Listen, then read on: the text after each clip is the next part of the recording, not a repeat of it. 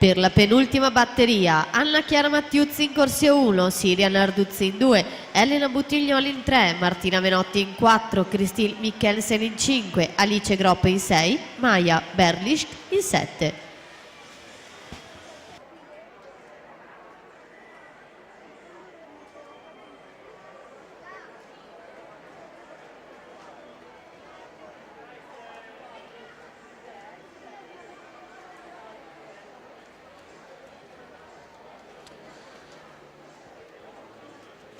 Diamo i finalisti junior maschi: Mattia Vianello, Filippo Biasin, Federico Pignaton, Mattia Scarpa, Nicola Lorenzetto, Alessio Fiorani, Marco Pizzol, Nicola Menegatti. Ultimo tempo 2:14 e 11.